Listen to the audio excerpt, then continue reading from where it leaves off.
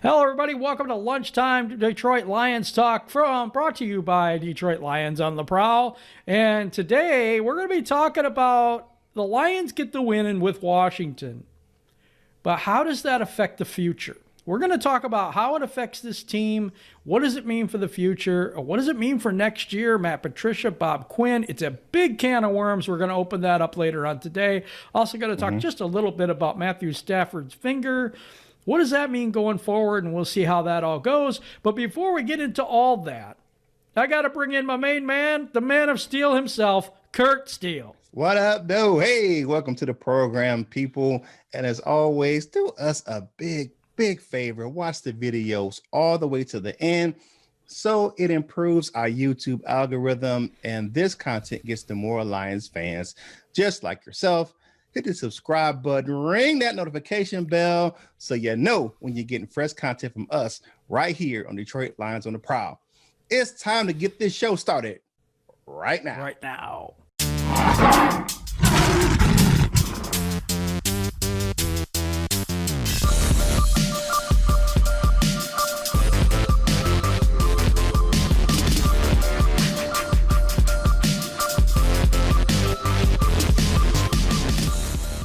Hey, welcome back to the show. It is time for the comment cards from last week's Friday show. Jim, take it away.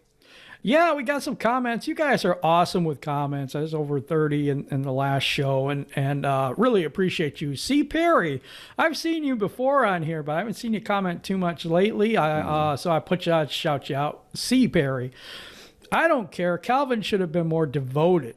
He was a player, not management. Do your job. If you can't be them, join them. Nah, that's dumb. I know you disagree, but I kind of agree. I mean, shut your mouth, do your job, and stop trying to be on other teams. Calvin Johnson didn't say this stuff when he was playing. Calvin Johnson dedicated himself to the Lions. No, wait. He did say this when he was playing. He said it to Aaron Rodgers in a game. Yes. When did it come out? No, it didn't now. come out it came out now. But it happened. You never heard this during while he was playing. So to me it's a moot point. Now it's a moot point now. Because Calvin Johnson dedicated himself to the Lions. He played no matter wherever he wanted to play. He played his heart off for Detroit. The dude played hurt so many times it's ridiculous. Oh, that's true. I'm not taking away from Calvin, but I'm an angry old curmudgeon. So yeah, I don't like when Barry Sanders left. I don't like how Calvin Johnson left. I don't like the organization and how they treated him and made him pay back money. I don't like that. But I don't like hearing that he wanted to join. You know what? If it would have been Miami, if it would have been somebody else. It's the Packers. It's got because it's the Packers. Oh my gosh! It hurts my heart a little bit for the Packers as well. I didn't mind the Atlanta one because he's from Atlanta. He's saying he wanted to be drafted in Atlanta with Michael Vick. I understood that one, but I can get where the pain could come in with the Packers. Moving on, Michael Brand says, "Why did the Lions put pressure on Smith in the first half? Then in the second half, no pressure. Why Matt is by far the worst coach in history of the NFL. Also, Taylor Decker played a fantastic game. I believe that's what he's looking at. I think that they got conservative in the second half. The pressures weren't coming as much. They were kind of sitting back playing in that zone. And Corey and Matt Patricia can get kind of lazy when they get leads. So they have to go with what got them the lead in the first place. I say keep the pressure on all game. I agree with you, Michael.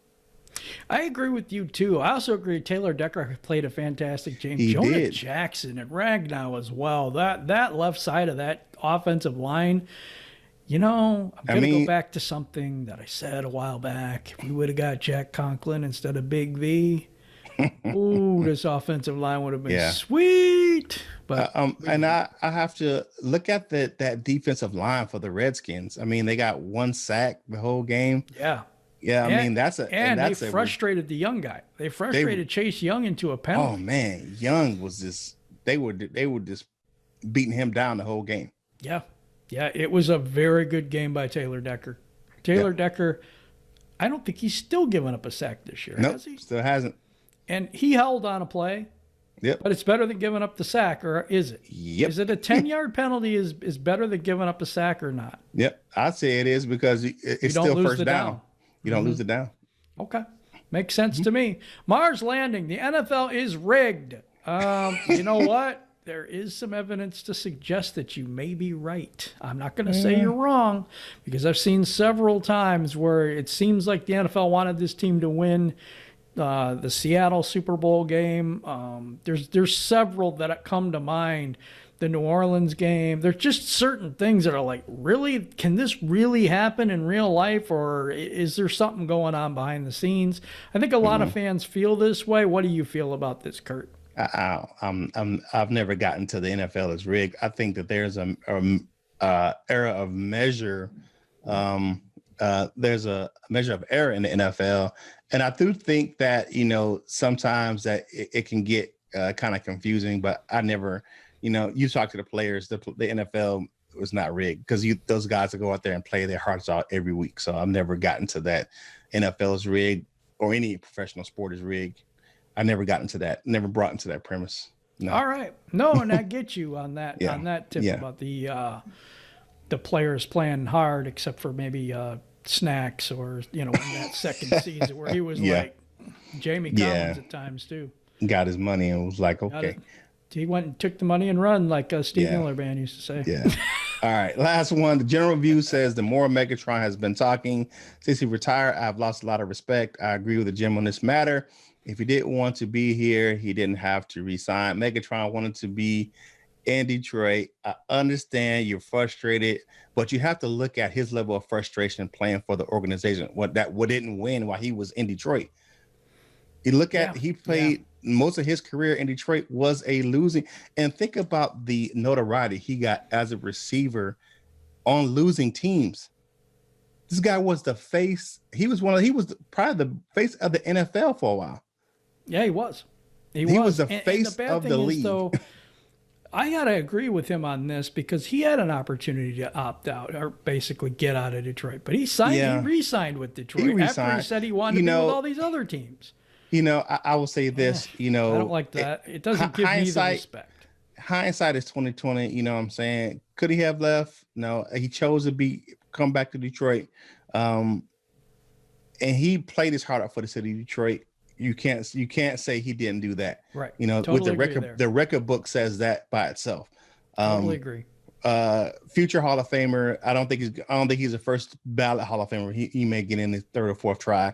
But he will be in the Hall of Fame just because of how hard it is to get in the Hall of Fame as a wide receiver. Look how long it took, like Chris Carter and guys like that. With all the records he broke and set and all that stuff, I don't know. I mean, it's possible he's a first ballot, but I doubt it. He's venting his frustration with all the losing he had in Detroit, and I can understand that his frustration with the organization, especially with the money thing. And look at the just after that, look at the Andrew Luck thing, where Andrew Luck retired in like the preseason, and they gave him like $6 million out the door. Yep. Thank you for playing here. And Megatron was the face of the league, and they took $2 million from him. I know. I don't like that either. I don't like our organization sometimes because of that stuff. Yeah. But we got to move on. We're trying to keep it moving here. Bite-sized nuggets. I'm going to answer your trivia question. There are a few people that got it right, actually. Chuck Osborne got it right. I remember him. Chuck got it right, and he said he didn't Google or anything, so shout out to Chuck Osborne. Appreciate you, buddy. All righty. Here are the 4 NFL teams that have never appeared in a Super Bowl. It is the Cleveland Browns, the Jacksonville Jaguars, the Houston Texans, and our own Detroit Lions. So moving on, DeAndre Swift was nominated for NFL Rookie of the Week once again. I believe he'll get it this week. Go out there and vote, people. It's on the website. I go out there and voted this morning. Go out there and vote. So something we're going to talk about a little bit later, and it is in our news column right now. Matthew Stafford reportedly has a partially torn ligament in his hand, in his thumb. How does this affect his play? We'll talk about that a little bit later on, but that's your bite-sized nuggets for today. Hey, all right, that's the bite-sized nuggets. Thank you, Jim. Some good information in those nuggets. Hey, subscribe to the show. Hit the notification bell so you know when you're getting fresh content. And please comment down below. We love getting your comments. And as always, one thing you need to do, like the video. Those thumbs up goes a long way for us right here on our show. So coming up right now, we have Dr. Jimmy Leal with his segment, The Doctor Is In.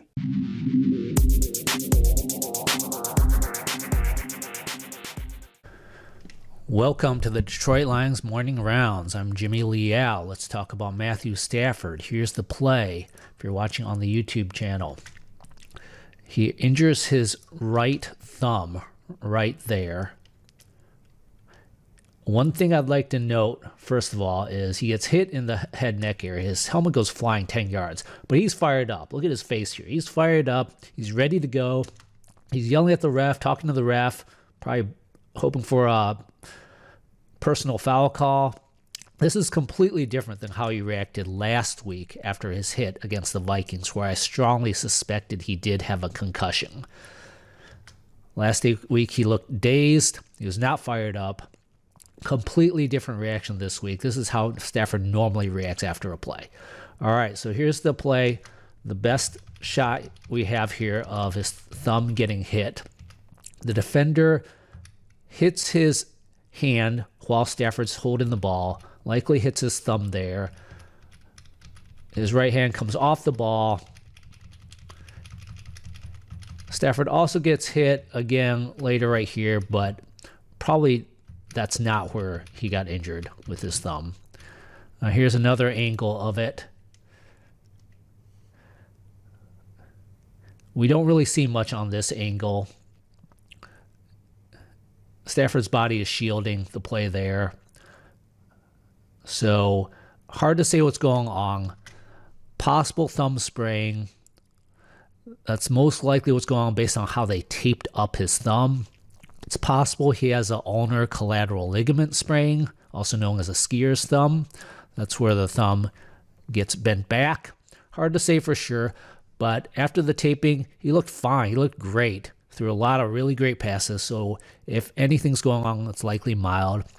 He is getting x-rays and further evaluation, but most likely he'll be ready for the Panthers game with no problems. Danny Amendola injured his leg or groin area in the fourth quarter at about the 10-minute mark. Did not see anything obvious on video. Hopefully he's okay. I don't believe he played after that point. So hopefully he can get ready for the Panthers game, but he may need to miss a game or two. Mike Ford got injured in the second quarter, possible hip pointer. He was back later, though. Justin Coleman was out for the game in the second quarter for large stretches, but he was back in the third, so hard to say if there's anything going on there. Some injury notes coming into the game. Austin Bryant started the game this week. He played a lot last week also. He looks very healthy. This is great after starting the first two seasons on PUP. Vaitai missed this game, which was good news for the Lions. I've been saying he needs to sit for a couple weeks now. He's looked hobbled on his left foot, keeps aggravating it, and I feel like that's hurting his play and hurting the entire offensive line. Not so coincidentally, the Lions' offensive line looked the best it has in a couple weeks. So I think Vaitai needs to rest until he can get fully healthy. He might need another 1 or 2 games off. Kenny Golladay is the big question mark going forward. The Lions typically like a 2-week ramp-up before playing in a game. Get some LPs the first week, miss the game, then move up to FPs before playing. Golladay has been NP the past 2 weeks completely, which means he's likely out versus the Panthers.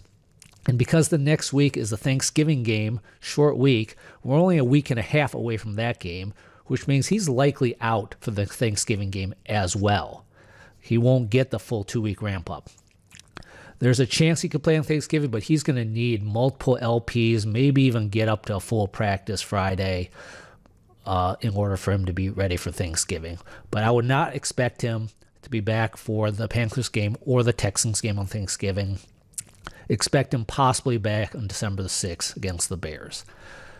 So that's the injury report for the Washington game. One quick thought I had about the game was the Lions' defense continues not to learn how to play defense in the second half of games. Matt Patricia's does not call blitzes. He backs off on pressure in the second half of games for no apparent good reason. Lions gave up 3 straight easy touchdown drives to Alex Smith in the second half.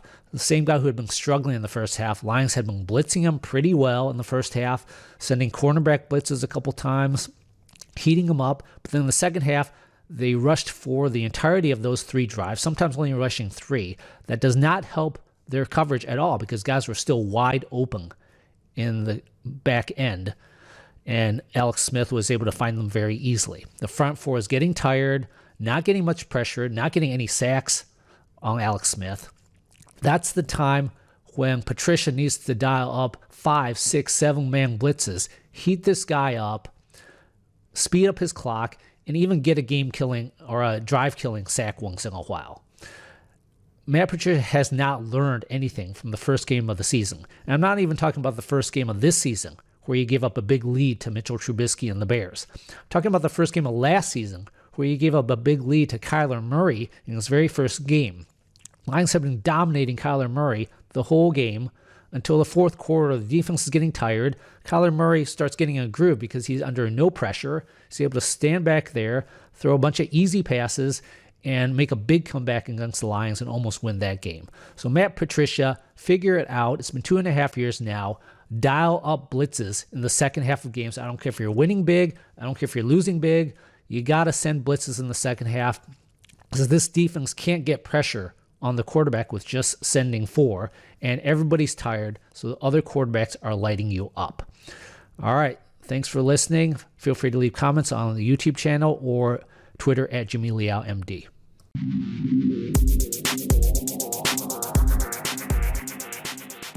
Thank you, Dr. Jimmy Liao, on that update on Matthew Stafford, and I really appreciate that on some of the other things like Amendola. We really appreciate you doing that segment for us. And now we're on to the main course. The Lions won, but is that a good thing? How do you feel about that? I love a win. I love my team winning. I don't root for them to lose, but what does it mean for our future? Well, I had a friend of mine who's a Washington football team fan, and I was like, well, Matthew Stafford's 5-0 against you guys. He said, so is everybody. He said, we sucked this year. He said, all you guys did was made your draft position worse. And I get it, but I will always take a win over a loss. I will never, and we have a member of our alliance, DSA. He's tank. I've never been a proponent of tanking. I always want the Lions to win. I have another friend who does that tank thing. I'm like, no.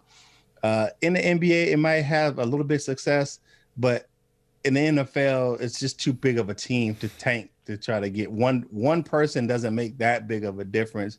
We're just going to turn the organization around with a draft pick. To be honest with you, your team is built from the second, really the mid rounds is where most of your team is anyway. Right. So how many first round busts do you have? You have a lot. But on the other hand, Patrick Mahomes, that changed their team. Bottom of the first round. Yeah, I get you. You got. There's a few people that you get in the draft. Exceptions. It's one player that has really changed the team. Yeah. But I got another take on this, and my take on this is, yes, I love the win, but I've got this horrible feeling that we're going to go 8-8. I predicted 8-8 at the beginning of the year, and guess what? It seems like it might happen. It's getting there. Even if we're 7-9, here's what I'm talking about. I'm talking about Matt Patricia and Bob Quinn. Mm-hmm. Do we really want them here another year and wait on this rebuild for another year? Because here's what the mandate actually said. They said they wanted to play meaningful games in December. They said that they wanted to be a contender for the playoffs. Didn't even mean we needed to make the playoffs necessarily. An extra playoff spot and the NFC least being as terrible as they are. The Lions have a really good shot at a wild card spot if they go 8-8 or even 7-9. True. My concern is that is a big improvement from 3-12-1. Ridiculous improvement. And also, it's it's being near the playoffs, if not in them. Yeah, I mean, and if that happens, yeah, what do you think they're going to do? They're going to keep Patricia and Quinn, they're gonna which keep we them around. don't honestly want to do. I don't want it. Yeah. What's your thoughts on that, Kurt? Yeah, I mean, I know you're not with tanking to get a player. Are you with tanking to get on with the rebuild before we have to spend another year like this? I'm still not down with the tanking either way. I always will root for the Lions to win. I always root for the Lions. It breaks my heart when they lose. I think the week before last when they lost, man, I was so pissed off. I was so pissed off all day. I know I was too. I get the fact that, we want to move on for Patricia and Quinn. And if they get at 500, 8-8, I think they'll be around for another season. I do too. And just because of the fact that let us know what you think. I think they got rid of Caldwell this. too fast, and I think they're trying to remedy that with Patricia and not get rid of him. I hope not so fast. And I would say this: winning organizations don't change coaches that really fast. That's true. I agree with that. Winning organizations, even if they start off rough and they had a down years, they don't change coaches. They build it up. But we've had so many down years in Detroit that we just want to bring a guy in and if he doesn't have success right away, we want to get rid of him. And that's not how. I'm going to ask you this question. What's that? Do you think Matt Patricia, Bob Quinn, that combination is the right choice for the Lions right now? Nah.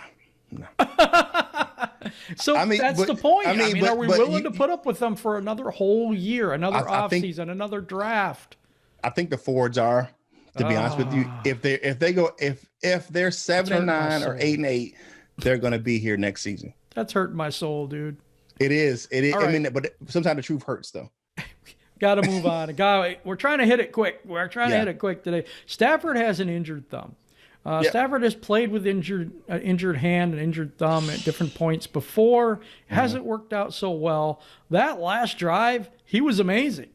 But it was short passes. It wasn't a deep pass. It wasn't a deeper over the middle pass. He threw that nice touchdown to Marvin Jones with his hand tape. So, and that was about 20 something. I mean, if you look at the distance, he could throw it 20, 30 yards. Yeah. If you look at the trajectory, it was a good throw. He had some nice touch on it, and it traveled a good distance. So I'm really not worried about Stafford right now. He's a tough guy. He put a little tape on it. He rub some dirt on it and keep playing.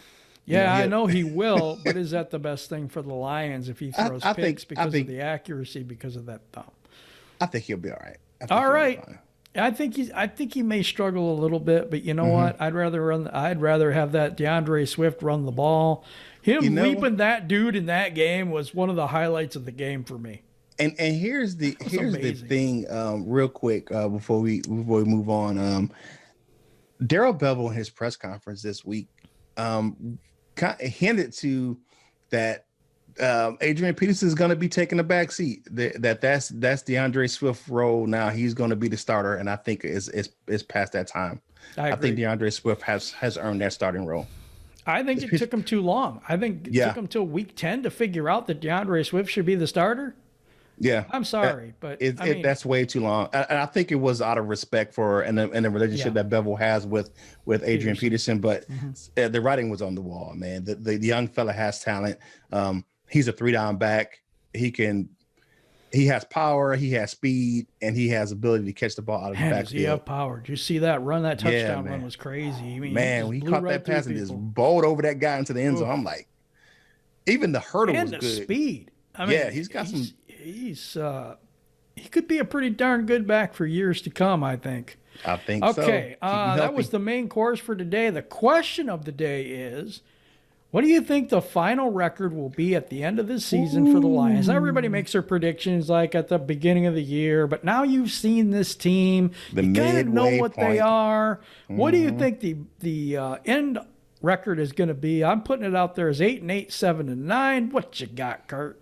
I'm saying 8-8 or 9-7. I'm gonna give him an extra one. We're going up. Yep. We're moving 9 or 7 or 8-8. I give him an extra. I'm gonna give him an extra.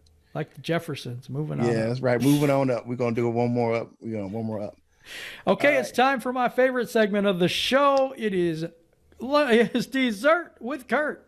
Hey, it is time for some tasty morsels today. And DeAndre Swift, with his performance on Sunday, with at least 80 yards rushing and 60 yards receiving, hasn't been done since a Lions rookie running back since when? Billy Sims. No He's way. the first running back to do that. I thought it was Lions Barry rookie. Sanders. I really Nope, did. it was a Billy Sims. So there you love tasty Billy Sims. morsels with at least 80 yards running and 60 yards receiving on the day. Good job, DeAndre. You earned your starting role, my man. And I hate to say this, but it does speak to how bad this team has been historically. I mean, you haven't had a person get 80 yards on the ground. He didn't even get 100. Nope, 80 yards. And he didn't even get 100 receiving. It's 80 and 60. And still, that hasn't been done since Billy Sims. By a rookie running back. Yeah. By a rookie running back. Oh, okay. Mm-hmm. Okay. So by a rookie running back. Yeah. That makes sense. Qualify that. Yeah, rookie running back. Right. Rookie running back since Billy Sims. All right. So Barry Sanders didn't do it in his rookie year. So okay. Billy Sims did it. None of those other Barry guys that came behind him, Javit Best, Kevin Smith, all those rookie running backs that we've had over the last few years. None of those guys able to do that since, but DeAndre Swift since Billy Sims. Excuse me. That's twice DeAndre Swift has done something as a rookie that hasn't been done in a long time. Yep. So he's in good company with. That's a talented young fella. He's in good company with some BS, Barry Sanders and Billy Sims. There you go. Hey. All right, guys. Thank you for liking the video, because we had over I think it was 400 views on last show, and we had only like 30 likes. Come on, let's get those likes up, guys. Let's do that. Hit that like button and help us out here.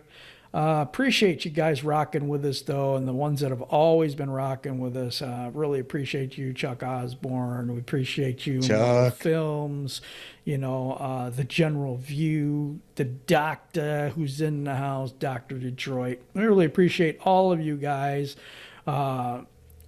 Philippines on Demand, I think that's the name. My friend from the Philippines who watches us and rocks with us. I will have him on one of these shows pretty soon.